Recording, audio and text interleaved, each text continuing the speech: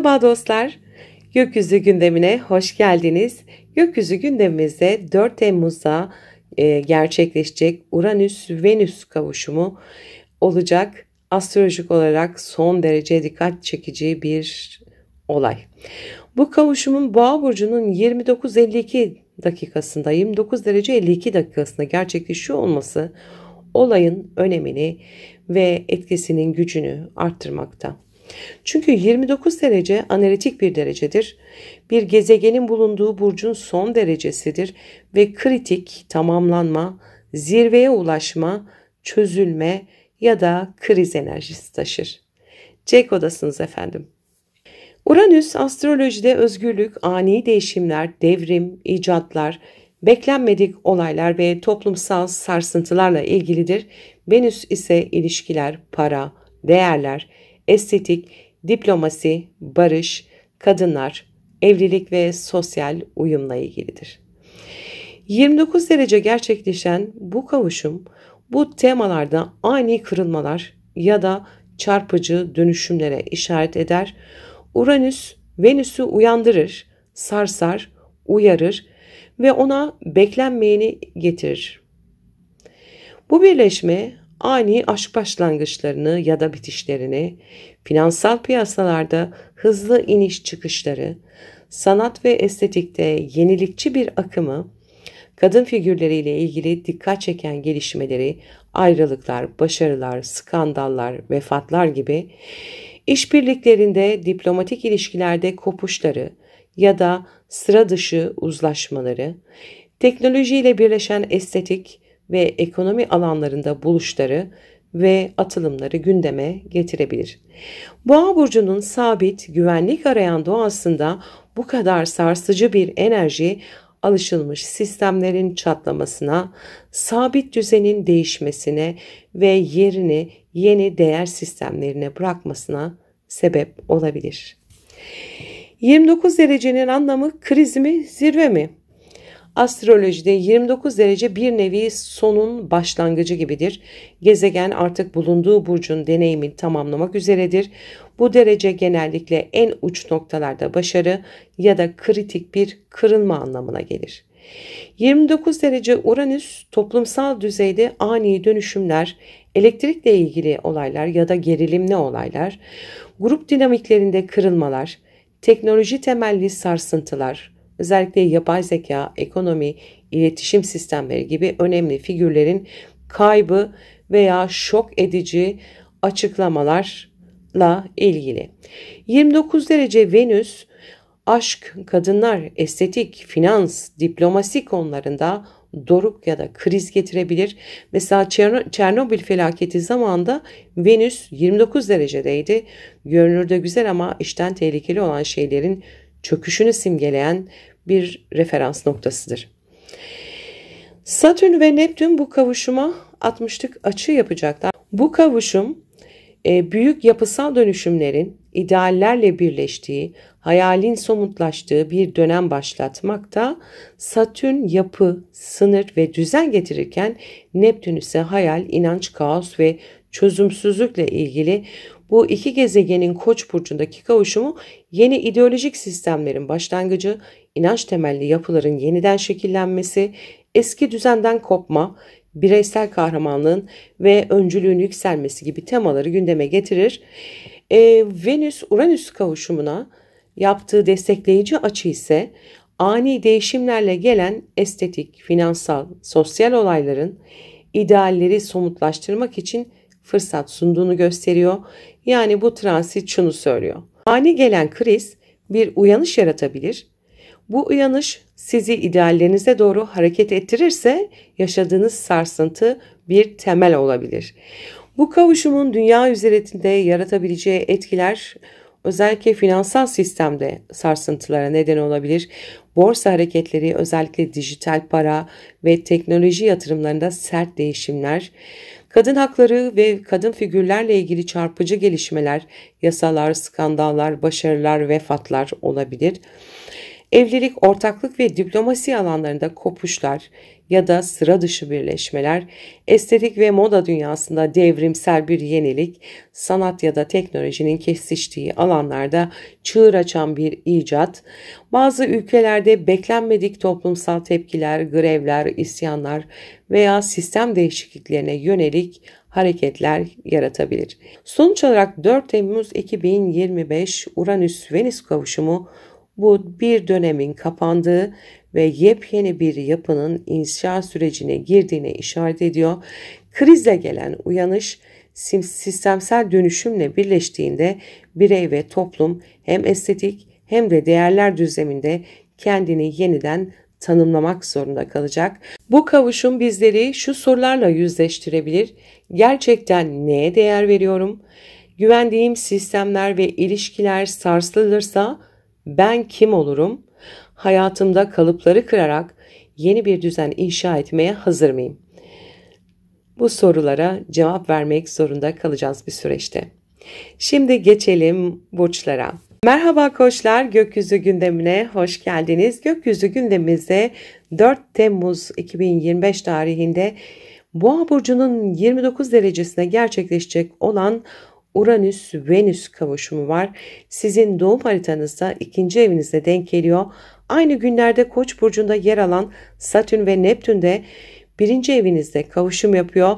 Bu gökyüzü konfigürasyonu yaşamınızda oldukça çarpıcı ve dönüştürücü gelişmelere işaret ediyor. İlk olarak 2. evinizdeki Uranüs-Venüs kavuşuna bakalım.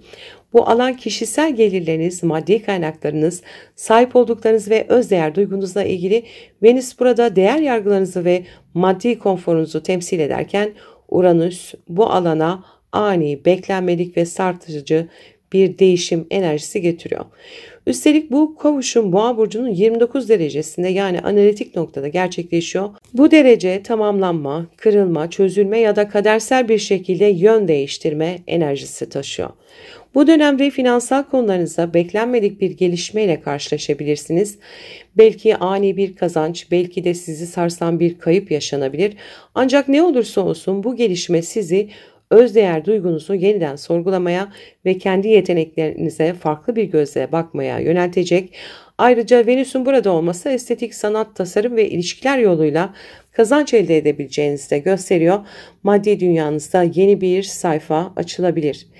Diğer yandan Koç burcunda yani sizin 1. evinizde kavuşum yapan Satürn-Neptün kişisel kimliğinizin ciddi bir dönüşüm sürecine girdiğini gösteriyor.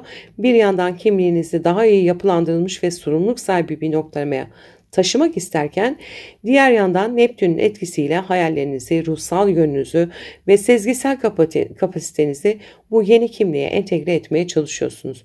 Bu dönem ben kimim sorusunu hem ruhsal hem de yapısal bir derinlikte yeniden sormaya başlıyorsunuz. İşte bu noktada Uranüs-Venüs kavuşumunun Satürn-Neptün kavuşumuna yaptığı destekleyici 60 derecelik açı devreye giriyor. Bu açı size yepyeni bir kimlik ve yaşam yaklaşımı kurarken maddi dünyanızı dönüştürmeniz için güçlü bir fırsat sunuyor. Hayal ettiğiniz hayatı kurmak için özgürleşmeniz, maddi alanlardaki eski kalıpları kırmanız gerekebilir. Bu gökyüzü size şunu soruyor. Gerçekten neye değer veriyorsunuz? Sahip olduklarınız sizi tanımlıyor mu yoksa sınırlıyor mu? Kimliğinizi kendiniz mi inşa ediyorsunuz? Yoksa başkalarının beklentilerine göre mi şekilleniyorsunuz? Kriz gibi görünen gelişmeler sizi özgürleştirmek ve kendi değerinizin farkına varmak için geliyor olabilir. Bu süreci ruhsal ve maddevi bir arınma olarak düşünebilirsiniz. Gerçek özünüzle temas ettiğinizde yaşamınızda daha sağlam ve kalıcı temeller atmanız mümkün olacaktır.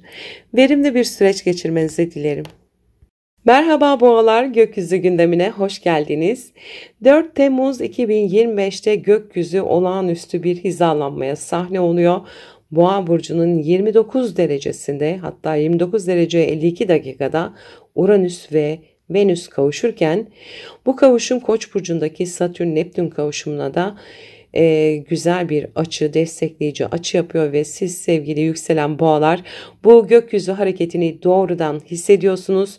Çünkü Uranüs-Venüs kavuşumu sizin 1. evinizde, sizin burcunuzda, yani hayatınızın merkezinde gerçekleşiyor. Satürn ve Neptün ise 12. evinizde bilinçaltınızı, içsel dünyanızı ve ruhsal alanları etkiliyor. Şimdi gelin bu güçlü göstergenin sizin için ne anlama geldiğine birlikte bakalım. Özellikle 1. evinizde gerçekleşen Uranüs-Venüs kavuşumuna odaklanın. 1. ev fiziksel görünümünüzü, karakterinizi, dış dünyaya yansıttığınız imajı ve temel yaşam yaklaşımınızı temsil eder. Venüs sizin yönetici gezegeniniz, yani bu kavuşum sizi hem görünüşünüz hem özünüzle çok derinden etkiliyor. Uranüs ile 29 derecede birleşmesi ise bu etkiyi adeta çarpıcı ya da çarpan bir etkiyle büyütüyor. Hayatınızda artık bir şeyler eskisi gibi olmayacak. Siz de bunun farkındasınız. Ani bir görünüm değişikliği, yepyeni bir yaşam tarzı, ilişkilerde özgürlük ihtiyacı ya da ben artık böyle biri değilim deme cesareti. Bu transit sizi kalıpları kırmaya veya gerçek özünüzü cesurca ifade etmeye davet ediyor. Artık başkalarının sizi nasıl görmek istediği değil, sizin kim olmak istediğiniz önemli olacak. Kavuşumun 29 derecede gerçekleşiyor olması bu dönüşümün çok kritik bir eşikte yaşandığını gösteriyor. Bu derece tamamlanma, bitiş, kopuş, büyük kararların verildiği bir noktadır. Belki de yıllardır bastırdığınız bir yönünüz artık yüzeye çıkmak istiyor. Belki de gerçek doğanızı yaşamanın zamanı geldi. Öte yandan Koç burcunda ve 12. evinizde kavuşum yapan Satürn ve Neptün bilinçaltınızı yapılandırmaya, ruhsal kalıplarınızı fark etme ve içsel yüklerinizi çözme zamanında olduğunuzu gösteriyor. Bu dönem ruhsal anlamda bir temizlik, bir geri çekilme ve içsel olgunlaşma süreci olabilir. Kimi zaman yalnız kalmak isteyebilirsiniz. Eski korkularla yüzleşmek, kendinizi affetmek, geçmiş yükleri bırakmak için çok güçlü bir zaman dilimindesiniz. Ve şimdi bu iki enerji, içsel dönüşümünüz ve dışsal değişiminiz birbirine uyumlu, destekleyici bir açıyla bağlanıyor. Bu ne demek? Artık içinizde saklı kalan yönlerinizi dış dünyaya açma zamanı demek. Ruhsal olarak özgürleşmeden fiziksel olarak dönüşemezsiniz. Siz de bunun farkındasınız. Bu gökyüzü size diyor ki artık kendi gerçeğini yaşa. Maskeleri bırak. Özgün ol. Güzelliğini, farklılığını, değerini gizleme. İmajınızı, ilişkilerinizi, beden dilinizi, hayata bakışınızı büyük bir farkındalıkla değiştirirken ruhsal olarak da büyük bir arınmadan geçiyorsunuz. Belki bir terapi süreci, belki bilinçaltı çalışmaları ya da sezgisel farkındalıklar bu dönemde sizi destekliyor olabilir. Kısacası yükselen boğalar 4 Temmuz'da bu gökyüzü sizi içten dışa tamamen dönüştürmek üzere çalışıyor. Kendi gerçekliğinize uyumlandığınızda hayatınızın bütün alanlarında daha huzurlu, daha özgür, daha bütün hissedeceksiniz. Verimli bir süreç geçirmenizi dilerim. Merhaba ikizler, gökyüzü gündemimize hoş geldiniz. 4 Temmuz 2025'te gökyüzü derin içsel dönüşümleri ve ruhsal farkındalıkları tetikleyen güçlü bir kavuşuma sahne oluyor. Boğa burcunun 29 derecesinde Venüs ve Uranüs birleşirken bu kavuşum Koç burcunda 11. evinizde bulunan Satürn-Neptün kavuşumuna da uyumlu bir açı yapıyor. Bu gökyüzü kombinasyonu siz yükselen ikizler için özellikle iç dünyanızı, sosyal çevrenizi ve gelecek hayallerinizi etkileyen temaları gündeme taşıyacak. Öncelikle Uranüs-Venüs kavuşumunun 12. evinizde gerçekleştiğini söyleyelim. Burası bilinçaltını, sırları, geri planda yürüyen işleri, spiritüel alanları, kapanışları ve içe dönük çalışmaları temsil eder.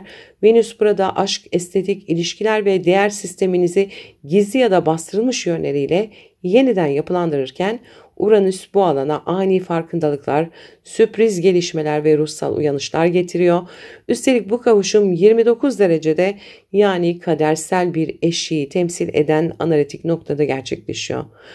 Bu dönem bilinçaltında sakladığınız duyguların, bitmemiş aşkların, geçmiş bağların ya da bastırılmış değer yargılarınızın gün yüzüne çıkmasıyla sarsıcı ama bir o kadar da özgürleştirici olabilir. Belki gizli yürüyen bir ilişki açığa çıkabilir. Belki yıllardır kendinize bile itiraf edemediğiniz bir arzunuzla yüzleşebilirsiniz. Rüyalarınız, sezgileriniz, iç sesiniz bu dönemde size yön göstermeye başlıyor. Diğer yandan 11. evinizde kavuşum yapan Satürn ve Neptün, sosyal çevrenizi, arkadaşlık ilişkilerinizi ve geleceğe dair ideallerinizi sorgulamanız gereken bir evreden geçtiğinizi gösteriyor. Artık kimlerle birlikte yürümek istiyorsunuz? Gerçek dostluk nedir? Hangi idealler peşinde yürümek sizi tatmin ediyor? Bu soruların cevabını arıyorsunuz. Neptün burada size hayal kurma kapasitesini sunarken Satürn bu hayalleri gerçekleştirmek için sağlam bir yapı kurmanız gerektiğini hatırlatıyor. Ve işte bu iki alan, bilinçaltınız ve sosyal hayatınız, uyumlu bir açıyla birbirine bağlanıyor. Bu ne anlama geliyor? Artık arka planda tuttuğunuz, belki de bastırdığınız duygularla yüzleşip onları kabul ettiğinizde sosyal hayatınızda, dostluklarınızda ve gelecek planlarınızda daha net ve gerçekçi adımlar atabilirsiniz. Gizli bir aşk, bir arkadaşla gelişen sürpriz bir yakınlık ya da bir spiritüel grubun parçası olma ihtimali bu dönemde sizi şaşırtabilir. Yalnızca fiziksel değil, ruhsal düzeyde bağlantı kurmak isteyebilirsiniz. Bu gökyüzü size diyor ki artık kendi iç sesini duy.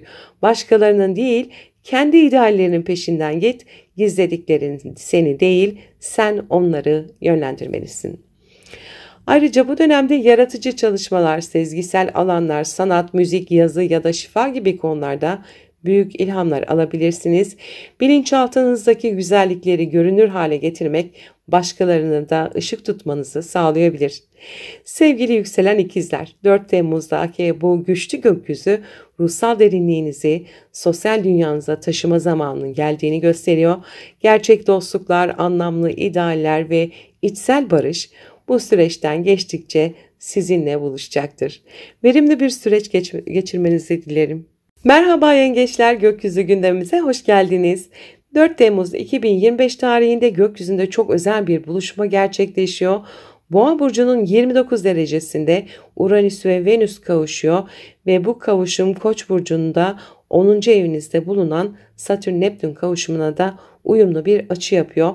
Bu güçlü gökyüzü formasyonu hem sosyal çevreniz hem de kariyer hedefleriniz üzerinde derin ve kalıcı etkiler yaratabilir. Öncelikle ve Uranüs-Venüs kavuşumuna bakalım. Bu kavuşum 11. evinizde gerçekleşiyor. Yani arkadaş çevreniz, sosyal gruplarınız, dahil olduğunuz topluluklar, idealleriniz, projeleriniz ve gelecek planlarınız bu enerjiden doğruca etkileniyor. Uranüs burada sizi kalıpları yıkmaya ve yeni bir sosyal kimlik oluşturmaya çağırıyor. Venüs ise ilişkileri, estetik seçimleri, işbirliklerini ve finansal destekleri temsil ediyor. Ve bu kavuşum 29 derecede, yani kaderi değiştiren, tamamlanma ve geçiş enerjisi taşıyan bir noktada. Bu demek oluyor ki hayatınızda artık bazı dostluklar bitme noktasına gelebilirken yepyeni bir çevreye adım atabilir, sizi hayallerinize yaklaştıracak yeni sosyal bağlantılar kurabilirsiniz. Maddi destekler, yaratıcı projelerdeki ortaklıklar veya grup bazlı işbirlikleri bu dönemde ani ve beklenmedik şekilde gelişebilir. Belki uzun süredir planladığınız bir proje nihayet görünür olur. Belki de toplumda kurduğunuz bağ tamamen değişir. Bu dönem ben kimlerle birlikteyim ve neden sorusunu sormanıza sebep olabilir. Yeni insanlar, yeni fikirler, yepyeni bir vizyon sizi bekliyor. Şimdi gözümüzü 10. evinize çevirelim. Koç burcundaki Satürn-Neptün kavuşumu burada gerçekleşiyor ve bu kavuşum kariyer hayatınızda, toplumsal statünüzde, hedeflerinizde ve otoriteyle olan ilişkilerinizde uzun vadeli bir yeniden yapılanmayı başlatıyor. Neptün hayallerinizi büyütüyor. Satürn ise bu hayalleri somutlaştırmak için disiplin, sorumluluk ve zaman gerektiğini hatırlatıyor. İşte tam bu noktada Uranüs, Venüs ile Satürn-Neptün arasında oluşan olumlu açı devreye giriyor. Peki bu ne demek? Sosyal çevrenizdeki değişim kariyer yolunuzda dönüştürüyor. Yani tanışacağınız kişiler içinde yer alacağınız gruplar ya da ani gelen bir teklif sizi profesyonel anlamda daha yaratıcı, daha ilham verici ve daha bağımsız bir yola sürükleyebilir. Geleceğe yönelik hayallerinizle mesleki hedefleriniz arasında sağlam bir köprü kuruluyor. Artık sadece başkalarının onayladığı bir kariyer değil, sizin yüreğinizin peşinden gittiği bir meslek inşa etme zamanınız. Belki sanat, yaratıcılık, toplumsal fayda ya da teknoloji odaklı işler ön planda olabilir. Kimliğinizi ve duruşunuzu netleştirdikçe size en uygun başarı yolunu şekillendireceksiniz. Ve siz sevgili yükselen yengeçler, bu gökyüzü enerjisi size şunu söylüyor. Geleceğini başkalarıyla birlikte inşa et ama kendi değerlerinden ödün verme. Gerçek dostları seç, vizyonunu netleştir ve kariyerini hayal ettiğin gibi dönüştür. 4 Temmuz'daki bu eşsiz gökyüzü hayatınızda hem sosyal hem profesyonel anlamda derin bir sıçrama yaratabilir. Cesaret edin, bağlarınızı yeniden şekillendirin ve kendi yıldızınızı parlatmaktan çekinmeyin. Verimli bir süreç geçirmenizi dilerim. Merhaba aslanlar, gökyüzü gündemine hoş geldiniz. 4 Temmuz 2025 tarihinde Boğa burcunun 29 derecesinde gerçekleşecek olan Uranüs-Venüs kavuşumu, Koç burcundaki Satürn-Neptün kavuşumuyla uyumlu bir açı oluşturuyor. Bu gökyüzü etkileşimi sizler için kariyer ve toplumsal duruş alanında ani sıçrayışları, ideallerinizi daha gerçekçi temellerin üzerine oturtmayı vurguluyor. Öncelikle Venüs-Uranüs kavuşumuna bakalım. Bu kavuşma haritanızın tepe noktasında gerçekleşiyor. 10. evinizde, yani kariyer, toplum içindeki yeriniz, başarı hedefleriniz ve dış dünyaya yansıttığınız kimlikle ilgili alanda gerçekleşiyor. Uranüs burada radikal değişimleri, sürpriz yön değişimlerini ve beklenmedik fırsatları simgelerken Venüs ise ilişki kurma biçiminizi, iş ortaklıklarınızı, estetik anlayışınızı ve kazanç beklentilerinizi temsil ediyor. Ve bu kavuşum 29 derecede yaşanıyor. Yani analitik dediğimiz kriz ve tamamlanma enerjisi taşıyan çok özel bir nokta. Bu da gösteriyor ki kariyerinizde ya bir dönemin sonu ya da yeni bir şaşırtıcı başlangıcın eşiğindesiniz. Belki uzun zamandır aynı yolda yürüdüğünüz bir işten ayrılmak, belki hiç düşünmediğiniz bir sektöre geçmek ya da ani bir başarıyla öne çıkmak gibi temalar bu süreçte gündeme gelebilir. Kimi aslan yükselenler için bu çok ses getiren bir proje, beklenmedik bir terfi ya da bir sanat dalında topluma açılmak anlamına gelebilir. Şimdi gözümüzü 9. evimize çevirelim. Satürn ve Neptün burada buluşuyor. Bu alan inançlar, akademik çalışmalar, uluslararası ilişkiler, uzak yolculuklar ve hayat felsefenizle ilgili temaları barındırır. Neptün burada size büyük hayaller, büyük idealler ve ruhsal genişleme vaat ederken Satürn bu genişlemeyi sınar, yapılandırır ve somutlaştırır. Bu iki alan kariyeriniz ve inanç sistemleriniz uyumlu bir açıyla birbirini besliyor. Yani içsel dönüşümünüz, hayata bakış açınız ve hatta aldığınız eğitimler mesleki duruşunuzu ve toplum içindeki yerinizi güçlendirebilir. Bu süreçte şu sorularla yüzleşebilirsiniz. Gerçek başarı benim için ne demek? Toplumda nasıl bir iz bırakmak istiyorum? Yalnızca statü için mi çalışıyorum yoksa bir anlam inşa etmek mi istiyorum? Eğer bugüne kadar sadece konfor alanınızda hareket ettiyseniz bu gökyüzü sizi bu alanı terk etmeye davet edebilir. Belki yurt dışıyla bağlantılı bir iş, akademik bir kariyer, yayıncılık, spiritüel alanlar ya da eğitmenlik gibi bir meslek artık sizin için yeni yön olabilir. Ve sevgili yükselen aslanlar, 4 Temmuz'daki bu kavuşum sizi görünür kılmak için sizi sahneye çıkartmak istiyor. Ancak bunu yaparken yalnızca dışsal başarıya değil, içsel olgunluğa da odaklanmanız gerekiyor. Kendi inançlarınızla uyumlu bir kariyer inşa etmek, yalnızca takdir toplamak değil, ruhsal tatmin sağlamak da bu dönemin ana teması olabilir. Unutmayın, Uranüs beklenmedik olanı getirir ama hep özgürleştirir. Venüs ise değerlerinizi hatırlatır, Satürn inşa eder, Neptün ise hayal kurdurur. Şimdi sıra sizde. hayal ettiğiniz geleceği şekillendirmek için gereken cesareti gösterebilecek misiniz? Verimli bir süreç geçirmenizi dilerim. Merhaba Başaklar, gökyüzü gündemimize hoş geldiniz. 4 Temmuz 2025 tarihinde gökyüzü sizi derin dönüşümlerle buluşturacak oldukça etkileyici bir açı kalıbı sunuyor.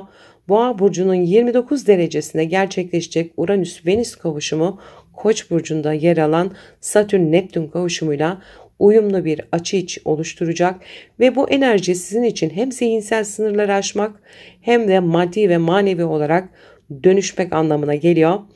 Öncelikle Uranüs-Venüs kavuşumuna bakalım. Bu buluşma 9. evinizde gerçekleşiyor. Bu alan yüksek öğrenim, yurt dışı bağlantılar, yayıncılık, inanç sistemleri, vizyon ve hayata bakış açınızla ilgilidir. Uranüs burada sizi kalıpların dışına çıkarmaya, yeni bir dünya görüşü geliştirmeye çağırıyor. Venüs ise bu süreçte size estetik, uyum, ilişkiler ve hatta finansal anlamda destek getirebilir. Üstelik bu kavuşum 29 derecede.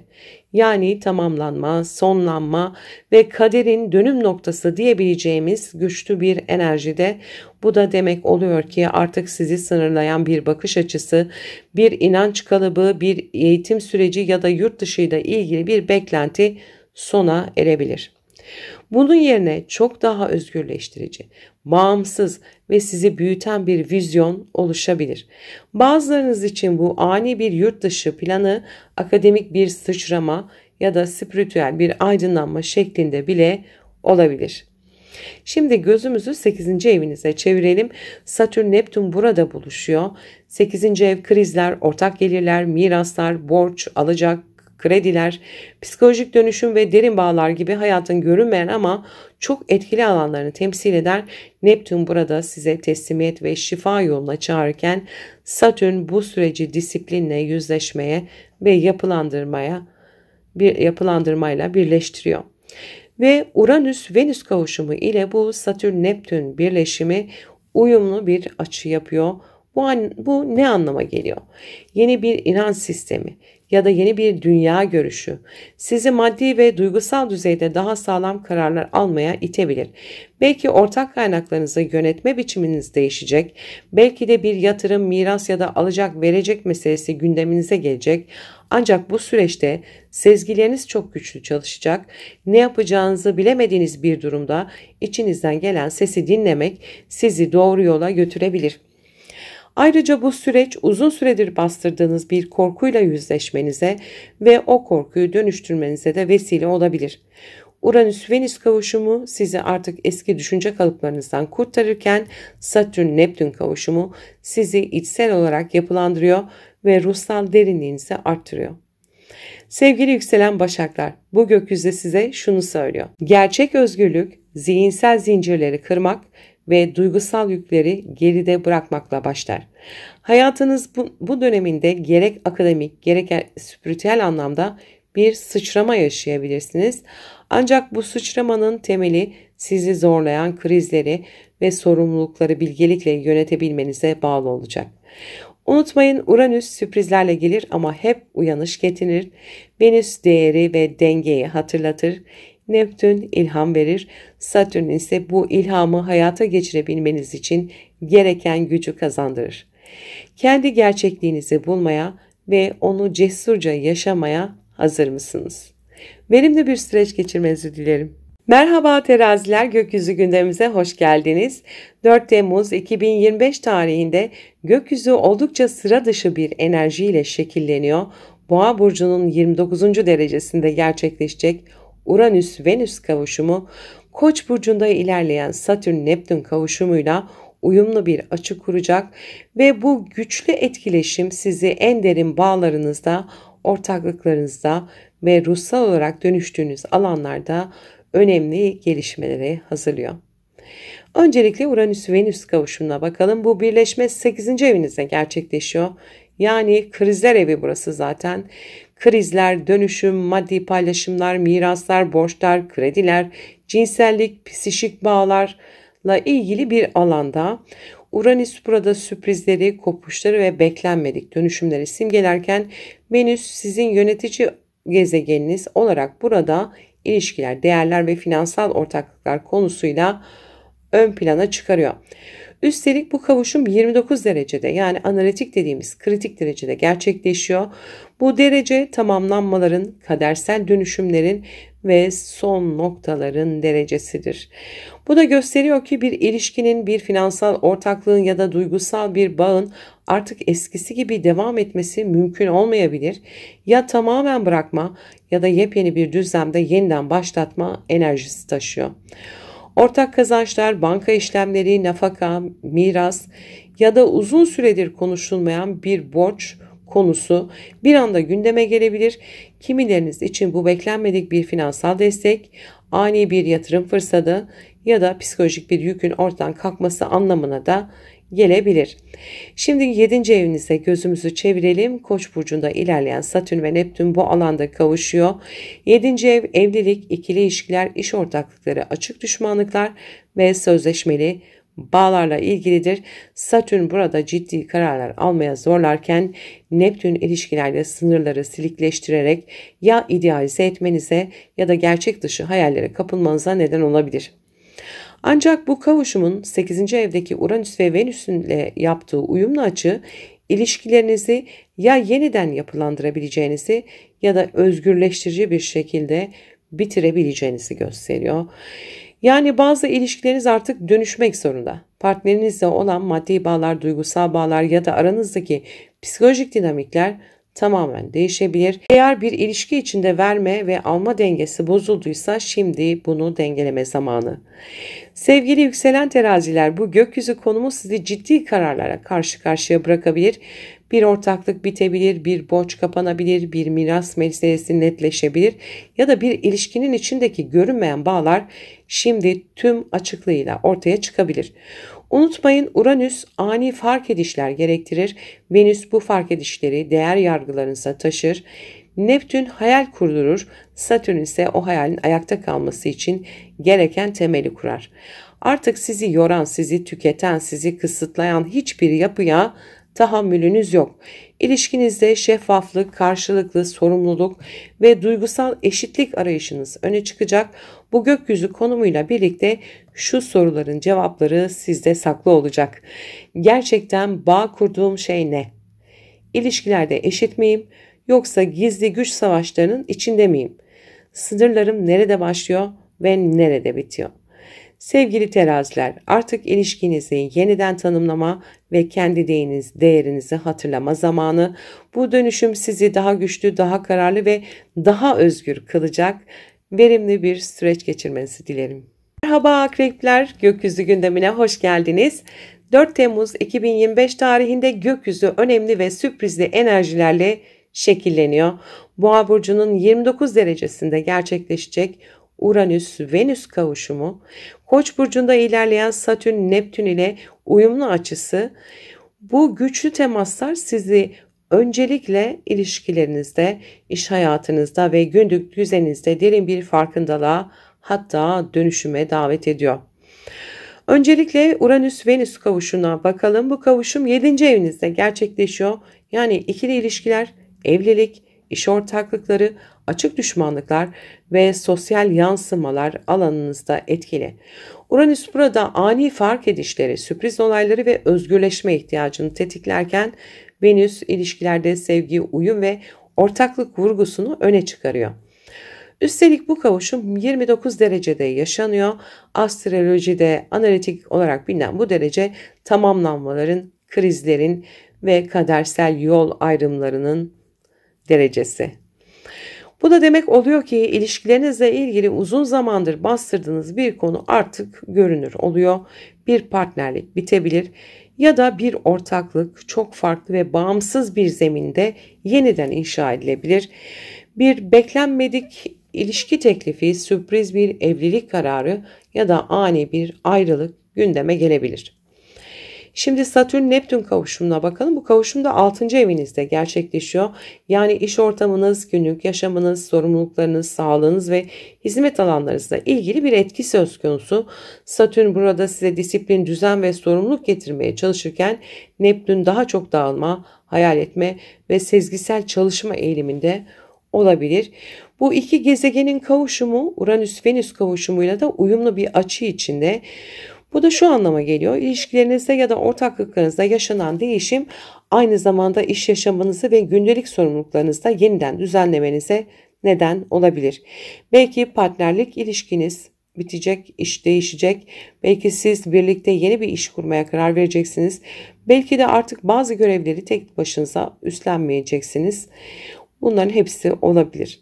Ayrıca bu etki sağlığınızla da ilgili olabilir. Bir ilişkinin yarattığı stres ya da bir iş ortamındaki dengesizlik bedensel düzeyde sizi uyarıyor olabilir.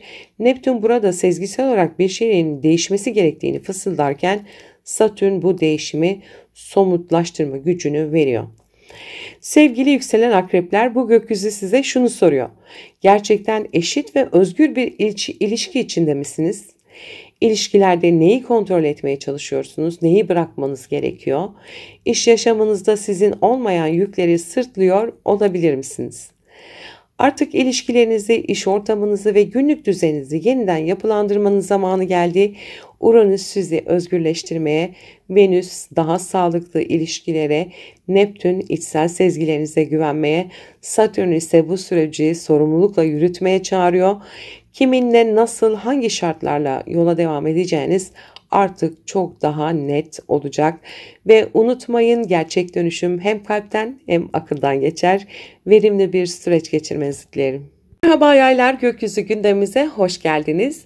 4 Temmuz 2025 tarihinde gökyüzünde oldukça sıra dışı ve dönüştürücü bir kavuşum gerçekleşiyor. Boğa burcunun 29 derecesinde Uranüs ve Venüs kavuşuyor. Aynı zamanda Koç burcunda ilerleyen Satürn ve Neptün kavuşumu da bu kavuşuma uyumlu bir açı yapıyor. Sizler için bu gökyüzü konfigürasyonu günlük düzeninizde, iş ortamınızda ve aşk hayatınızda önemli gelişmeleri ve farkındalıkları beraberinde getiriyor.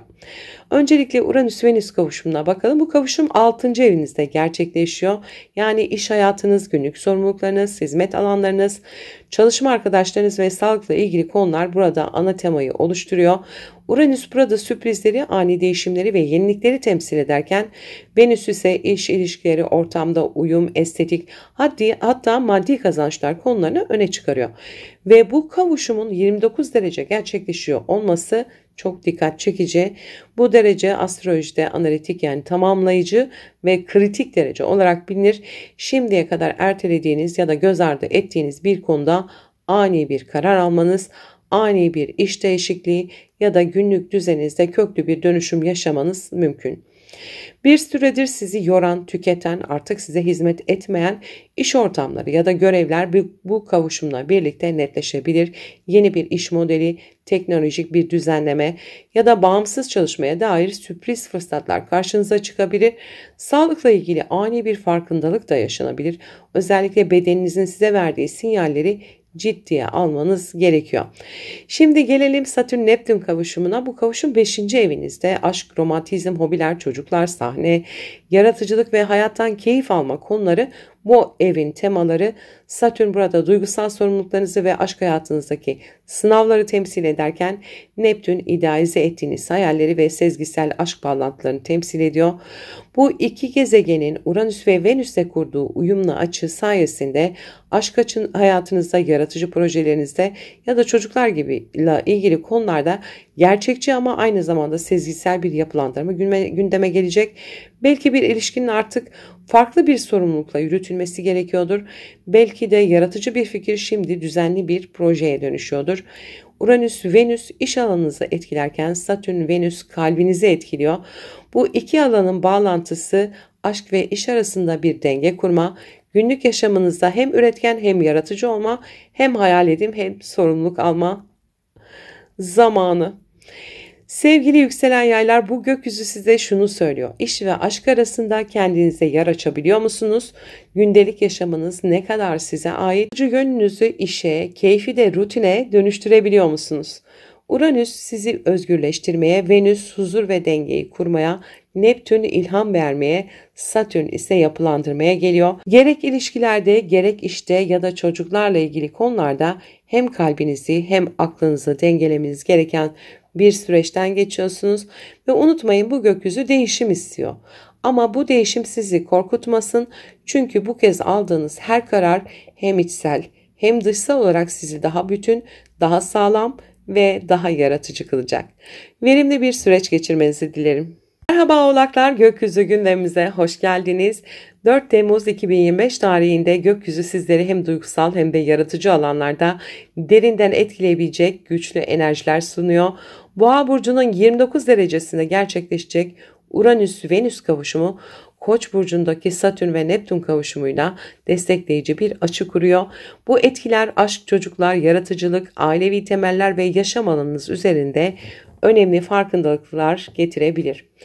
Öncelikle Uranüs-Venüs kavuşumuna bakalım. Bu kavuşum 5. evinizde gerçekleşiyor. Aşk hayatınız, romantik ilişkiler, çocuklarla ilgili gelişmeler, sahneye çıkmak, kendinizi ifade etmek, hobileriniz ve kalpten gelen tüm yaratıcı çabalar bu evin alanına girer.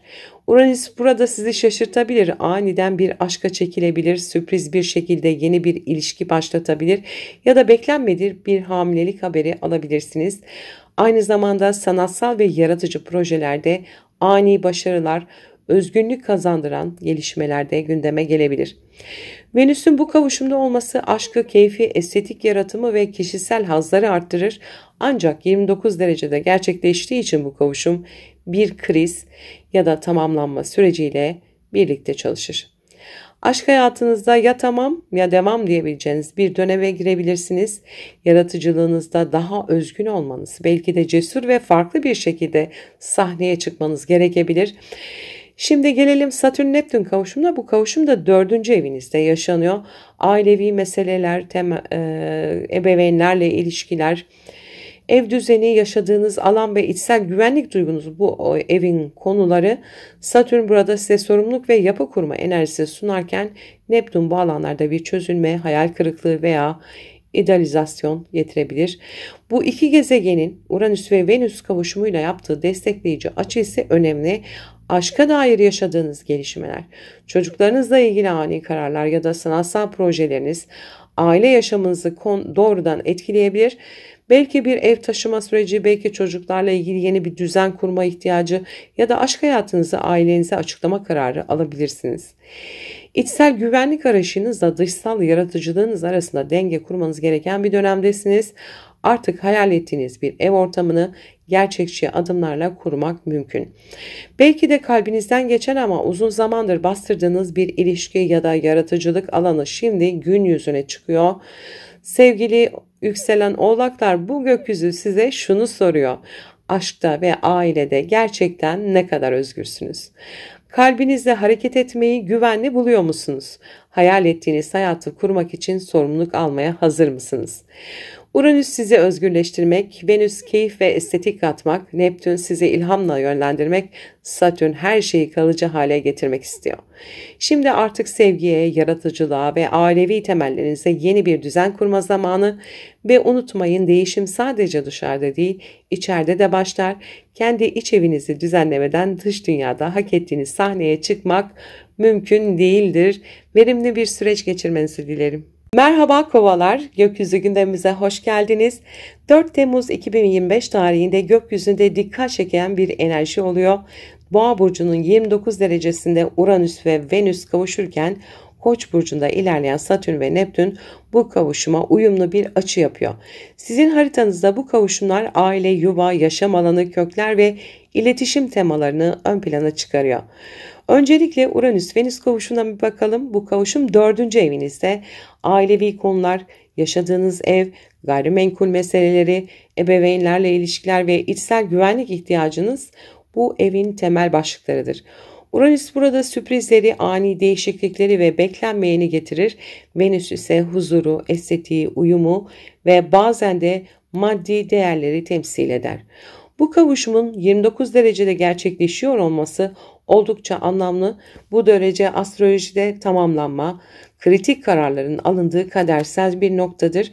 Bu nedenle ev ve aile, yerleşimle ilgili konularda sürpriz bir taşınma, bir ev alım, satımı, ani dekorasyon değişiklikleri, tadilat ya da aile içinde beklenmeyen bir gelişme yaşanabilir. Bir süredir içinizde mayalanan artık burada yaşamak istemiyorum hissi bu dönemde fiili bir adıma dönüşebilir. Venüs'ün burada oluşu estetik, huzur ve uyum arayışınızı artırırken Uranüs sizi sınırların dışına çıkarmaya zorluyor. Aile içinde özgürlük alanları yaratmak, bağımsızlık yaşamak ya da ebeveynlerle olan bağları yeniden yapılandırmak bu dönemde gündeme gelebilir. Şimdi gelelim Satürn-Neptün kavuşumuna. Bu kavuşum 3. evinizde düşünce tarzınız, iletişim biçiminiz, kardeşlerle ilişkileriniz, yakın çevreniz ve kısa vadeli planlarınız bu evin ana temalarıdır. Satürn burada sizi ciddi düşünmeyi, yapı kurmayı, sorumluluk almayı öğretirken Neptün ise sezgisel iletişim, ilham ve bazen de kafa karışıklığını gündeme getirebilir.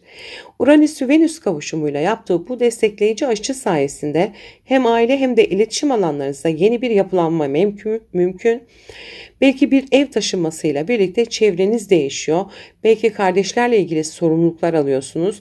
Ayrıca yazmak, öğretmek, konuşmak, anlatmak gibi zihinsel yaratımlar bu dönemde ilham ve gerçeklik arasında köprü kurabilir.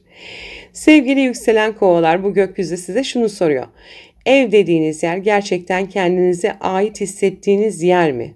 Yakın çevrenizde kendinizi özgürce ifade edebiliyor musunuz? İçsel huzurunuzla dışsal düzeniniz arasında bir uyum var mı? Uranüs sizi yeniliğe ve özgürlüğe davet ederken Venüs bu alanlara sevgi ve uyum getirmek istiyor. Satürn iletişimde disiplin olmanızı isterken Neptün sezgilerinize kulak vermenizi söylüyor.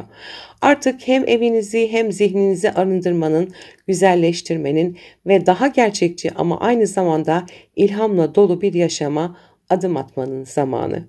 Verimli bir süreç geçirmenizi dilerim. Merhaba balıklar, gökyüzü gündemimize hoş geldiniz. 4 Temmuz 2025 tarihinde gökyüzünde önemli bir kavuşum yaşanıyor. Boğa burcunun 29 derecesinde Uranüs ile Venüs buluşurken Koç burcundaki Satürn ve Neptün kavuşumu da bu kavuşuma destekleyici açı yapıyor. Bu güçlü kombinasyon sizin zihinsel dünyanızı, yakın çevrenizi ve maddi düzeninizi ve değer yargılarınızı dönüştürmeye hazırlanıyor. Öncelikle Uranüs-Venüs kavuşumuna bir bakalım. Bu birleşim 3. evinizde gerçekleşiyor. 3. ev iletişim tarzınızı, zihinsel süreçlerinizi, öğrenme şeklinizi, kardeşlerle ilişkilerinizi, komşularınızı ve kısa yolculukları temsil eder. Uranüs burada sizi ani farkındalıklarla sarsabilir, yeni fikirler, beklenmedik haberler ya da aniden gelişen bir eğitim veya seyahat planı gündeme gelebilir. Venüs'ün eşlik ettiği bu kavuşma ise zihinsel ilgi alanlarınıza estetik güzellik katıyor. Ancak bu birleşme 29 derecede gerçekleştiği için bir karar anı, bir kırılma noktası, belki de bir bitiş teması taşıyor. Sizi yoran bir zihinsel döngüyü arkanızda bırakabilir, iletişim tarzınızı tamamen değiştirebilirsiniz. Aynı zamanda kardeşlerle yakın çevrenizde, ilişkilerinizde yeni bir sayfa açmanız da mümkün. Yazmak, konuşmak, sosyal medyaya içerik üretmek gibi alanlarda sürpriz başarılar yakalayabilirsiniz. Uranüs size fark yaratacak orijinal fikirler sunarken Venüs bunları estetik ve çekici bir şekilde sunmanıza yardımcı olacaktır. Şimdi gelelim Satürn-Neptün kavuşumuna. Bu kavuşum 2. evinizde, 2. ev para, kazanç, kişisel değerler ve sahip olduklarınızla ilgilidir. Satürn burada sizi maddi olarak daha sağlam temellere oturtmak isterken Neptün hayalleriniz ve belirsizliklerinizle bu sürece eşlik ediyor. Bu iki gezegenin Uranüs ve Venüs'le yaptığı uyumlu açı sayesinde fikirlerinizden ve iletişim becerilerinizden kazanç sağlayabilirsiniz. Zihinsel birikiminizi kazanca dönüştürme, yeni bir iş kurma ya da dijital projelerle para kazanma fırsatları doğabilir. Yeter ki hem hayal gücünüzü hem de sorumluluk duygunuzu aynı potada eritebilirsiniz. Sevgili yükselen balıklar, bu gökyüzü size şunu soruyor. Gerçekten sizi yansıtan fikirlerin arkasında durabiliyor musunuz? Sahip olduklarınız kendi iç değerinizle ne kadar örtüşüyor? Zihinsel üretiminizden para kazanmak sizin için mümkün olabilir mi? Uranüs ve Venüs sizi zihinsel dünyanızı dönüştürmeye, Satürn, Neptünüs ise değerlerinizi yeniden yapılandırmaya davet ediyor. Bu birleşim sayesinde hem iletişim hem de maddi konularda devrim niteliğinde adımlar atabilirsiniz. Unutmayın, değerleriniz sadece cüzdanınızdaki rakamlarla değil, kelimelerinizin içeriğiyle de ölçülür. Verimli bir süreç geçirmenizi dilerim.